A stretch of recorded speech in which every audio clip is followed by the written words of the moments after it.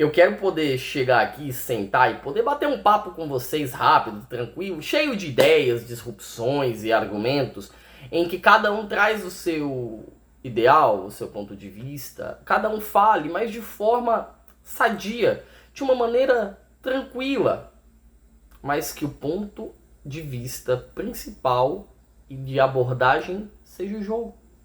Eu quero falar do jogo! Toda vez que tem clássico acontece alguma coisa. Acontece um árbitro ruim apitando, acontece o árbitro tomando decisões equivocadas, tem polêmicas de arbitragem. É inacreditável. Vamos falar de Corinthians e Santos mais pra frente agora, mas o ponto principal do vídeo se chama Lucas Caneto Botelho, árbitro de Corinthians e Santos. Meu nome é Fernando, esse é mais um Zona Mista, vamos falar de Corinthians e Santos, mas antes, você que é torcedor, você que é inscrito, deixa o like no canal para ajudar a fortalecer, pra gente crescer cada vez mais em busca dos 700 inscritos desta vez, beleza, galera? Você que não é inscrito, acabou de chegar, tá perdido? Sem crise, sem BO. Se inscreve no canal, ativa o sininho das notificações e deixa aquele like para fortalecer.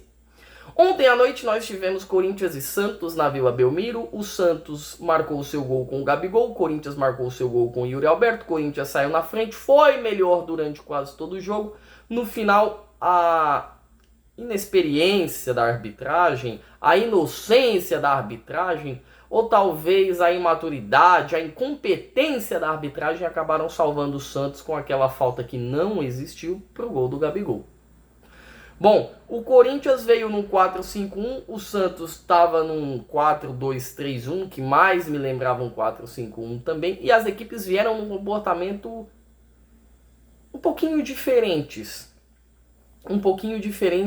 dos últimos clássicos que tiveram. Se você pega São Paulo e Corinthians na Neoquímica Arena, o Corinthians amassa o São Paulo no primeiro tempo, no segundo tempo não consegue jogar tão bem, e aí encontra o empate vindo do céu. Se você pega Santos e Palmeiras, né, lá na Arena Barueri, o Santos foi melhor que o Palmeiras e até merecia a melhor sorte, mas perdeu por 1-0.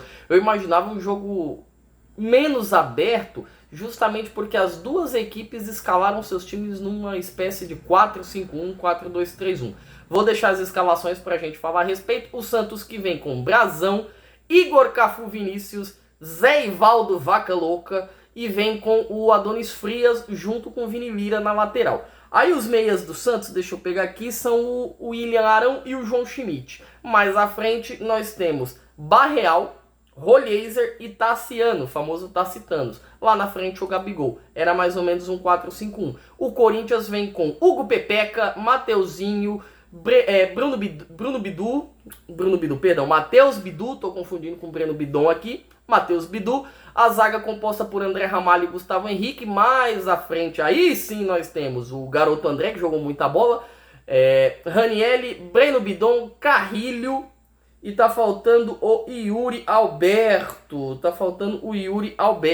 E ainda teve o Matheus Pereira um pouco atrás do Yuri Alberto.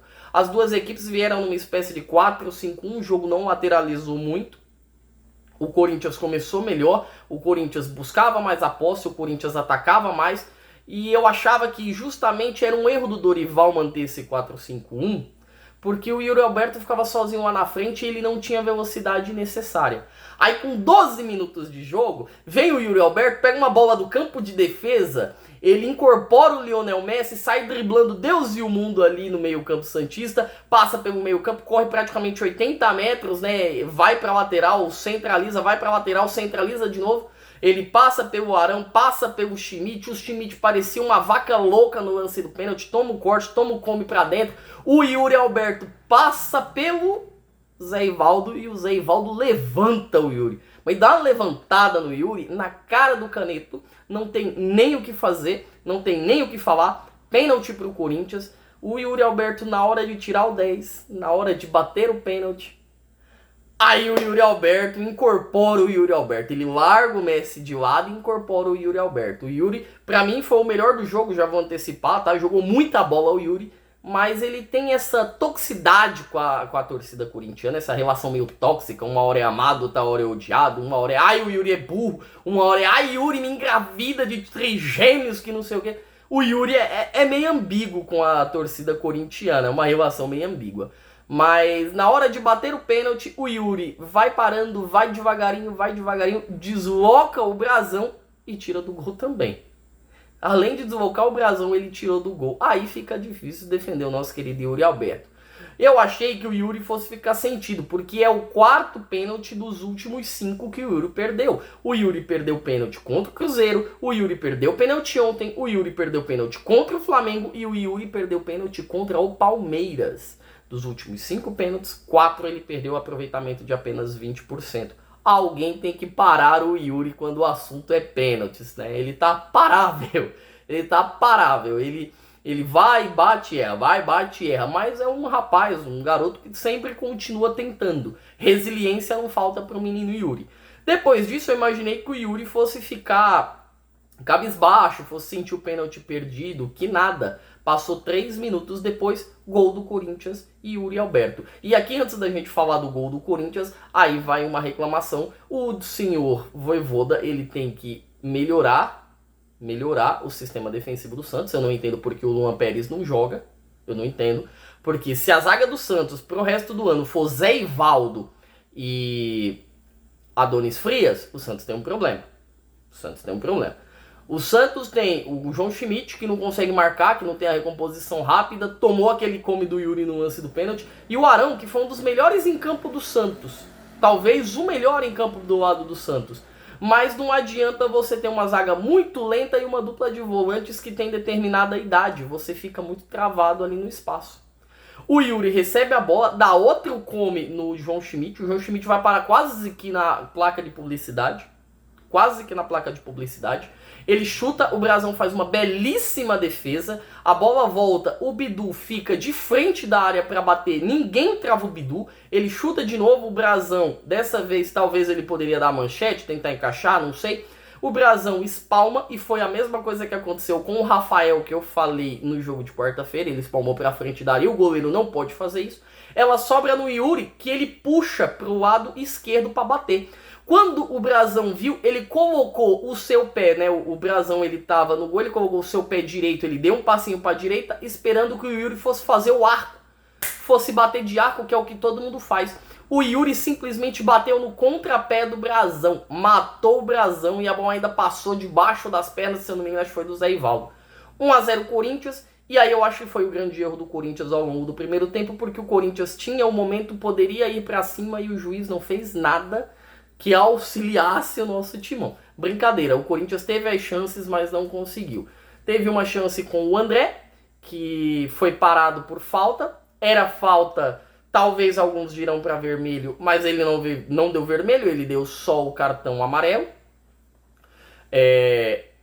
Esperava uma melhor capacidade técnica do Corinthians no primeiro tempo. O Santos estava muito sentido, estava desarrumado. O nosso querido Vojvoda não conseguiu encaixar as peças. Acho que o sistema não fechou muito bem. O Matheus Pereira teve muita capacidade, muito espaço para poder armar. Ele literalmente foi um regente no meio de campo corintiano. Acho que ele foi muito bem. O garoto André, que não tem essa veia toda de marcação assim, mas ficou alterando entre marcar e descer, também foi muito bem. Então o Santos não tinha muita capacidade de marcação no seu meio, os meias do Corinthians estavam sobrando e avançando. E o Yuri é iluminado quando enfrenta o Santos, a ponto de errar pênalti e de fazer gol difícil depois. Acho que faltou para o Corinthians isso. Teve um lance em que gerou a falta, né? Se eu não me engano foi o André que tomou o cartão amarelo. O André sofreu a falta e quem tomou o cartão amarelo foi o Igor Vinícius. Né, fez a falta, todo mundo falando em vermelho, amarelo. No fim das contas, o Igor Vinícius não era o último homem, tinha uma marcação chegando ali para o André, então se fez necessário o cartão amarelo.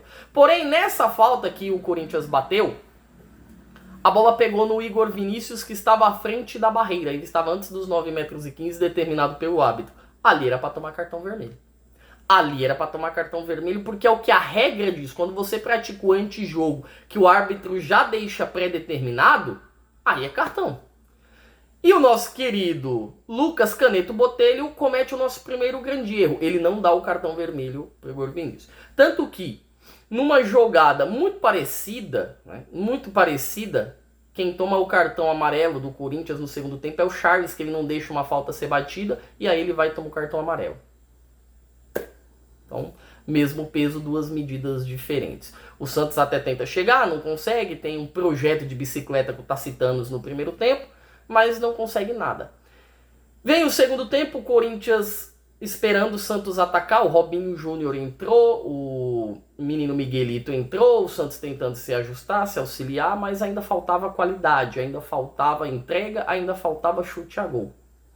O Corinthians saía no contra-ataque, o Yuri Alberto quase conseguiu fazer o gol em um cruzamento que ele deixa para o Mateuzinho, a bola passa, não chega nele, né? Ele fica à frente da bola, tem um chute do Bidu que o Brazão faz uma baita defesa, e o futebol, por mais que às vezes tenha os erros de arbitragem, ele tem um ditado que fala que quem não faz, toma.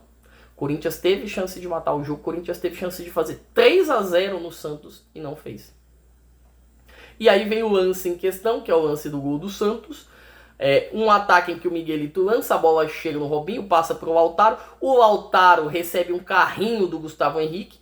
O Gustavo Henrique chega antes do Lautaro, o Lautaro pisa no pé do Gustavo Henrique que toca a bola, ela sobra para o Gabigol, ali o árbitro já tinha apitado. Porém, ele não poderia ter apitado porque teria uma vantagem. A vantagem foi dada para o time do Santos, o Gabigol chuta a bola e a bola vai fora. O Santos teria a vantagem, porque ele teve uma jogada limpa depois da falta. A jogada não se encerrou logo após a falta. Aí o árbitro apitou, colocou a bola no chão naquela falta. O Gabigol bateu e fez o gol. Vamos tentar elencar aqui, porque tem muita camada esse lance. Vamos tentar pegar o lance da falta até o lance do gol. Primeiro com o nosso querido Hugo Pepeca. Goleiro de seleção não pode tomar aquele gol. Foi falha, o senhor Hugo falhou. Goleiro de seleção não pode tomar um gol de falta no seu canto. Goleiro que se preze não pode tomar um gol de falta no seu canto.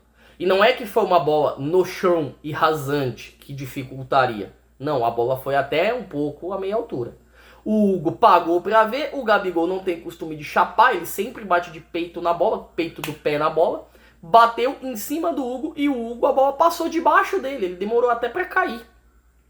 E não foi uma bola que foi muito no canto, pelo contrário, ela foi mais próxima do meio do gol. Falha muito grande do nosso querido Hugo. Não vou dizer que é um gulu-gulu, um piruzaço do Hugo, porque eu acho que não foi. Foi uma bola muito rápida até, mas o goleiro que se preze não toma gol de falta no seu canto. Não toma gol no seu canto.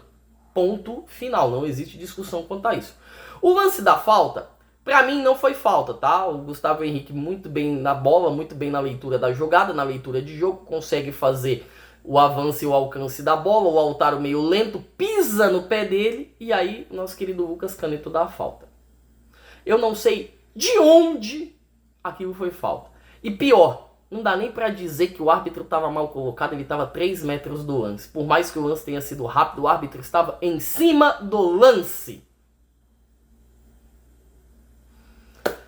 Sai o gol do Gabigol, o Santos não tem nada a ver com isso. Resultado assim que não agrada nem gregos nem troianos. Pro lado do Santos é óbvio que é um resultado melhor. É a segunda partida que o Santos leva mais sorte do que juízo. Contra o Guarani o Santos teve muita dificuldade e só não perdeu o jogo por conta do Brazão. Hoje o Santos não perdeu o jogo porque o Corinthians ele quis baixar as linhas e segurar. Eu tive a nítida impressão que com 20, 25 do segundo tempo, acho que o Dorival falou, gente, já tá 1-0, já estamos ganhando, o jogo tá dominado, tá tranquilo. Baixa as linhas, não vamos se matar, porque no fim de semana já tem jogo, no meio de semana que vem tem Campeonato Brasileiro, depois tem Flamengo, e aí talvez ele tenha baixado as linhas, e esse foi o erro que o Dorival pagou com a língua, porque o Santos teve uma ajuda do árbitro ali. Ali foi muito lance de vários. Se o time tá perdendo, toma uma falta aí pra vocês bater, vai, vamos brincar. Muito cara disso, muito cara disso. O Santos agradece por justamente ter outro jogo em que teve mais sorte que juízo. O Corinthians sai com aquela sensação de fui roubado, mas poderia ter tido melhor sorte. Perdeu pênalti, perdeu boas chances antes, poderia ter matado o jogo e não contar com um lance de arbitragem para submergir a falta de qualidade do Corinthians nas finalizações ao gol. Faltou qualidade, faltou. Tá? Você não pode perder um pênalti, empatar e depois falar que a culpa foi do árbitro no empate do time. Não pode. O Corinthians acho que vai com um espírito renovado. O grande ponto vai ser o jogo contra o Flamengo, acho que mais que a estreia do Campeonato Brasileiro. E o Santos demonstrou que precisa de contratações, de nomes. Por quê? O Santos perdeu o Guilherme, não tem ponta. O Santos tem dois volantes que são mais velhos que a minha mãe. A minha mãe corre mais que os dois. O Santos não tem zagueiro. Os zagueiros do Santos são extremamente lentos e o melhor zagueiro do Santos, que é o Luan Pérez, não está disponível. Vai precisar fortificar esse time se quiser ter uma vida mais tranquila no Campeonato Brasileiro, senão vai ser perrengue até o final. Quanto a Lucas Caneto Botelho, árbitro da partida e grande nome do jogo. Quando eu acho que a Edna é o puro suco da qualidade da arbitragem brasileira, me aparece Lucas Caneto Botelho. A minha pergunta é, será que nós não temos árbitros o suficientes na Federação Paulista para apitar os árbitros? Para apitar os jogos? Na quarta-feira nós tivemos o Klaus apitando Portuguesa e São Paulo. O que o Klaus foi apitar Portuguesa e São Paulo e não Santos e Corinthians? Aí você gasta as pilhas, né? Você gasta as cartas que você tem com jogos que não exigem um nível de qualidade de arbitragem maior. Clássico é jogo que envolve muita coisa, é um jogo que envolve nome grande. Você tem do lado do Corinthians o Garro, você tem do lado do Corinthians o Hugo, você tem do lado do Santos o Gabigol, você tem do lado do Santos, não jogou, mas o Neymar, do lado do Corinthians não jogou, mas o Memphis, tem o Garro. É um jogo de grande importância, as duas equipes em momentos diferentes ali, o Santos tentando se reafirmar após a temporada ruim, o Corinthians tentando manter a toada depois de uma baita de uma temporada, e aí os caras vão e colocam o Lucas Caneto Botelho. E que péssima arbitragem do senhor Caneto, que péssima arbitragem, cartões que não tinham necessidade, quando era a hora de dar cartão ele não deu, quando foi para ter o grande momento do jogo, que foi a falta em cima do Lautaro Dias, que não foi, ele deu a falta, picotou o jogo, deu pequenas faltinhas, cartões amarelos que não tinham nada, 13 cartões amarelos, 13 cartões amarelos. Quarta-feira eu narrei o jogo do Rondoniense Gênesis, porrada campal lá e não saiu 13 amarelos, aqui saiu. Muita faltinha, picotou muito o jogo. E eu creio que se o Santos faz o gol com o Gabigol antes da jogada de falta, que não aconteceu, que não foi falta, haveria reclamação tanto do Corinthians quanto do Santos. A arbitragem foi tão ruim que se o Corinthians ganha o jogo, a reclamação viria para o lado do Santos pelos cartões amarelos e pelas faltas que picotaram o jogo do mandante. Não estou dizendo que ele tem que deixar o jogo correr, sair todo mundo se matando, mas não pode parar em qualquer contato. Fora a dubiedade, a ambiguidade do critério dele. Tinha momentos que ele deu certa falta para um lado que era para cartão, ele não deu, certa falta para o outro lado era para cartão, ele deu, era a mesma falta, eram situações iguais de jogo, times diferentes, critérios diferentes, tomadas de decisão diferentes. Aí me complica, juizão, aí me complica. Eu falei muito ano passado sobre arbitragem, eu não quero ser repetitivo, não quero ficar na repetição, mas que se arrumem as arbitragens, que melhore, que profissionalize, porque ficar desse jeito é um atraso de vida, é um desserviço para o produto futebol. Eu vou deixar os números aqui para a gente falar um pouquinho sobre o que foi o jogo. Jogo com gols esperados do lado do Santos 0,54, do lado do Corinthians 1,39. 55% de posse de bola do Santos, 45% de posse de bola do Corinthians. São 10 finalizações do Santos, com 2 indo no gol, 13 do Corinthians com 4 indo no gol. Grandes chances criadas, uma para cada lado. Nós temos 7 escanteios para o Santos e 3 para o Corinthians. Um jogo até que igual, vamos dizer, mas que com o Corinthians foi mais chato, porque o Corinthians teve mais domínio, foi melhor, amplamente melhor, e acabou sendo penalizado por um erro de arbitragem no final do jogo. O Dorival acho que cometeu alguns erros, um deles foi colocar o Garro no jogo, o Carrilho não vinha bem, o Carrilho não está bem, mas não tinha por que colocar o Garro, porque estava acabando de voltar de uma contusão e acho que faltou ritmo para ele. O time do Santos também não foi muito bem, eu não entendi o que o senhor Vojvoda quis fazer com o Tassiano ali, eu acho que ele tinha opções melhores para o lado do Santos, né? Acho que tinha opções melhores, talvez um Robinho Júnior ou outros nomes, mas não acho que foi muito bem. A ver como será o ano dessas duas equipes para a gente finalizar, que a FPF e a CBF melhore, por Deus, melhore a situação das arbitragens. Porque eu já não tenho mais saco nem paciência para vir aqui toda vez que tem um clássico falar de arbitragem. Não falei de Flamengo e Vasco, porque se eu tivesse falado de Flamengo e Vasco eu estaria falando de arbitragem também. Fica chato falar só de arbitragem, estraga o produto, gente. Gente, uma ótima sexta-feira para cada um de vocês. Eu me despeço por aqui. Deixa os comentários de vocês aí. Foi falta? Não foi? O que você acha? Acha que o nosso querido árbitro Caneto foi bem? Foi mal? Deixa os comentários aqui. Eu peço que você que já é inscrito, aturou o meu monólogo, deixa aquele like, curta. Você que chegou agora, curta o canal, compartilhe e principalmente se inscreva e deixe o sininho das notificações ativados, beleza? Uma ótima sexta, eu fui!